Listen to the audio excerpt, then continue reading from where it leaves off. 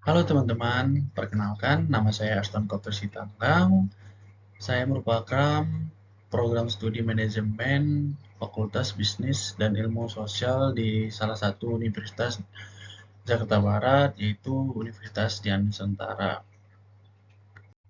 Nah, pada kesempatan ini kita akan membahas tentang konsep diri dan gaya hidup.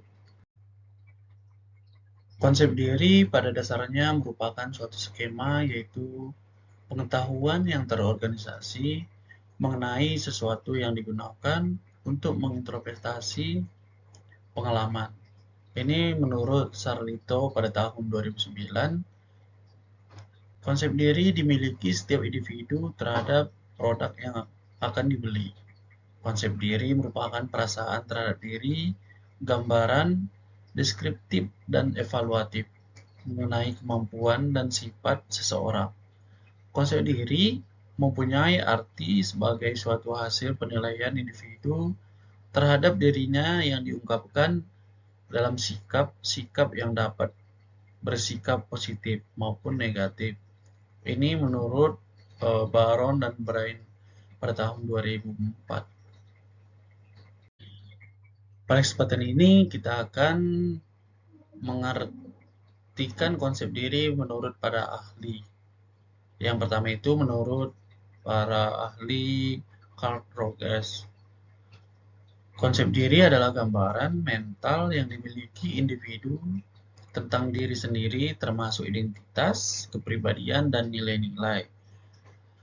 Dan yang kedua ada menurut Erik Erikson, yaitu konsep diri berkembang melalui tahap-tahap perkembangan psikososial dan dipengaruhi oleh interaksi dengan lingkungan sosial.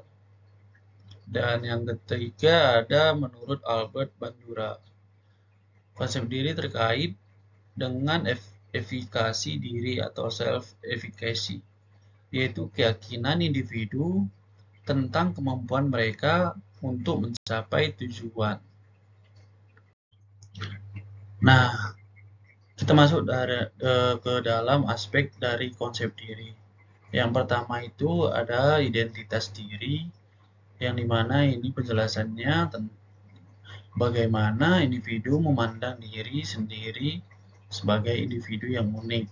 Nah, misalnya ada seorang yang memiliki identitas dari kalangan yang menengah atau sederhana, yang pembawaannya bisa dibilang sederhana, yaitu tidak suka kayak glamor gitu, seperti mengampur-amburkan uang atau ya bisa dibilanglah sederhana. Ada yang kedua kepribadian, yaitu sifat, karakteristik, dan perilaku yang membentuk diri individu. Ini seperti ada seorang yang dia mencintai diri dia seperti tekun belajar atau eh, rajin rajin membaca buku untuk membuat kepercayaan diri dia bertambah gitu. Oke, ada keyakinan diri. Yang ini bagaimana individu memandang kemampuan dan potensinya sendiri. Ya, seperti seseorang itu menyalurkannya melalui bakat, misalnya memain basket atau main futsal gitu.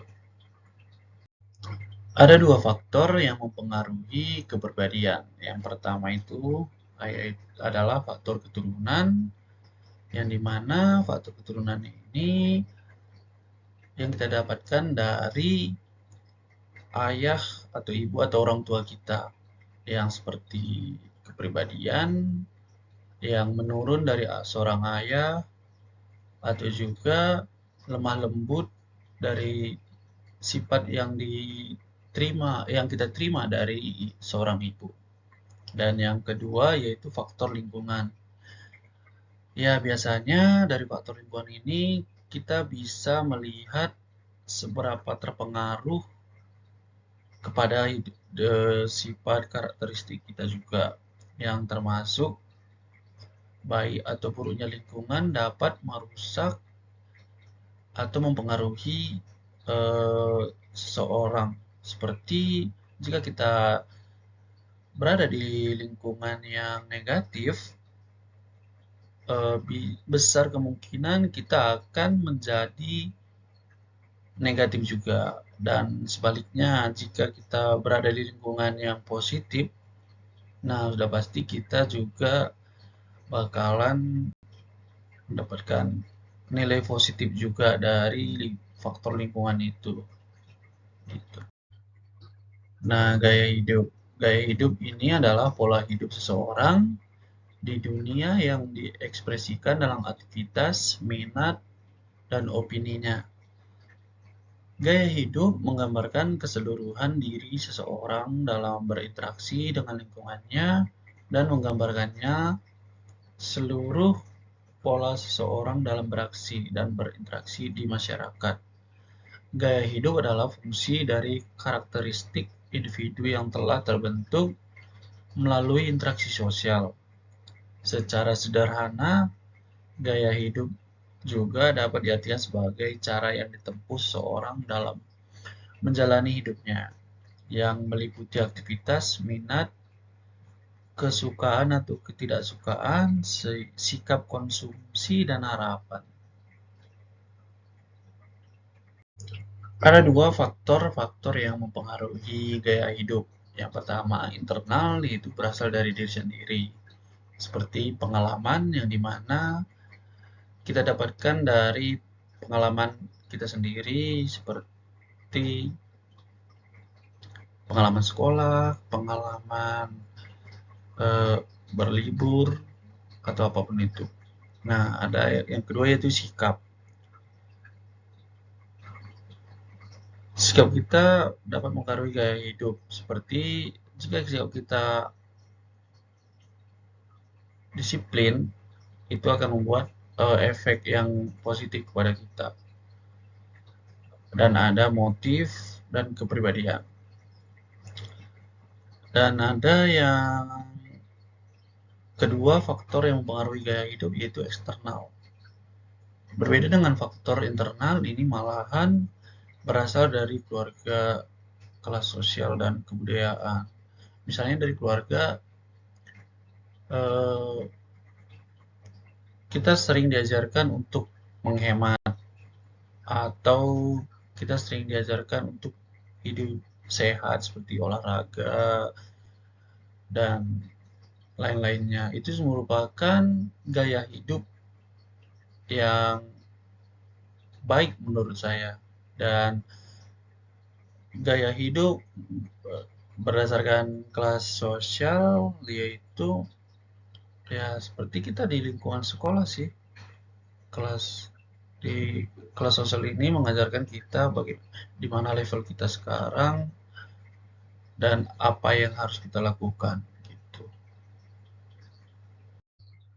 Nah, demikianlah materi dan paparan yang saya sampaikan. Semoga ini berguna bagi orang banyak, termasuk juga berguna bagi saya sendiri dan jadi pembelajaran bagi saya sendiri juga.